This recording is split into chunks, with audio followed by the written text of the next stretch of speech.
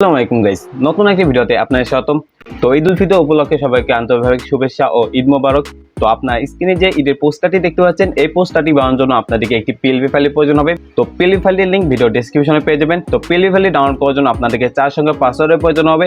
তো full video দেখবেন আর পাসওয়ার্ডগুলো connect করে নেবেন। তো ভিডিওটি শুরু করার আগে ভিডিওটি লাইক করে দেন, আর আপনারা যদি আমার চ্যানেল নতুন হয়ে থাকেন তাহলে চ্যানেলটিকে সাবস্ক্রাইব করে পাশের বেল আইকনটি অন করে দেন আর এরকম ভিডিও সবার আগে পাওয়ার জন্য। তো ভিডিওটি শুরু করা যাক।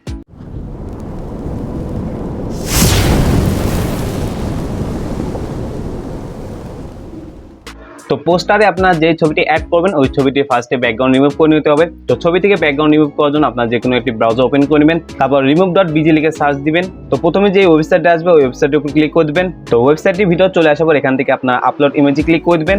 তো আপনার যে ছবি থেকে ব্যাকগ্রাউন্ড রিমুভ করবেন ওই ছবিটি অ্যাড করে দিবেন। ছবিটি সিলেক্ট করার পর এখানে আপনার কিছুক্ষণ ওয়েট করবেন, তাহলে দেখতে পাবেন যে ছবি থেকে ব্যাকগ্রাউন্ড রিমুভ হয়ে গেছে। তারপর এই ছবিটি আপনার ডাউনলোড করে নেবেন। তো ডাউনলোড হয়ে গেলে আপনার Pixellab অ্যাপটা ওপেন করে নেবেন। Pixellab অ্যাপটা ওপেন করার পর আপনার পিএলপি ফাইলটি অ্যাড করবেন।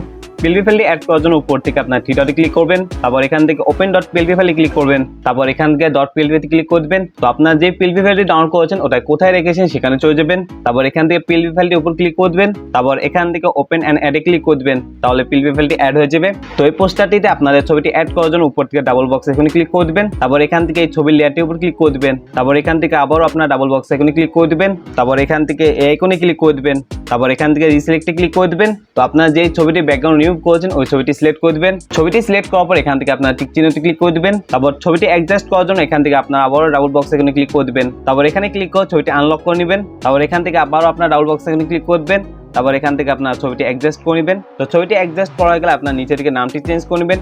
নামটি চেঞ্জ করার জন্য সেম ভাবে আপনার ডাবল বক্স এখানে ক্লিক করবেন। তো উপরে আপনার টেক্সটের লেয়ার দেখতে পাবেন। তো এটা কাস্টমাইজ করার জন্য এখান থেকে এই আইকনে ক্লিক করে দিবেন, তারপর এখান থেকে পেন আইকনে ক্লিক করে দিবেন, তারপর এখান থেকে আপনার নামটি লিখে দিবেন। নামটি লেখা হয়ে গেলে এখান থেকে ওকেতে ক্লিক করে দিবেন, তাহলে দেখতে পাবেন যে নামটি চেঞ্জ হয়ে গেছে। তো এই পোস্টারটি সেভ করার জন্য উপর থেকে এই আইকনে ক্লিক করে দিবেন, তারপর এখান থেকে সেভ অ্যাজ ইমেজে ক্লিক করে দিবেন, তারপর এখান থেকে এই অ্যারোতে ক্লিক করে দিবেন, তারপর এখান থেকে আলটাতে ক্লিক করে দিবেন, তারপর এখান থেকে সেভ টু গ্যালারিতে ক্লিক করে দিবেন, তাহলে গ্যালারিতে এটা সেভ হয়ে যাবে। তো ভিডিওটি ভালো লাগলে ভিডিও লাইক করে দেন, আর যারা চ্যানেল নতুন আছেন সাবস্ক্রাইব করে পাশে বেল আইকনটি অন করে দেন আর এরকম ভিডিও সবার আগে পাওয়ার জন্য। তো দেখা হবে আগামী নতুন ভিডিওতে, ততক্ষণ পর্যন্ত ভালো থাকবেন, সুস্থ থাকবেন, আল্লাহ হাফেজ।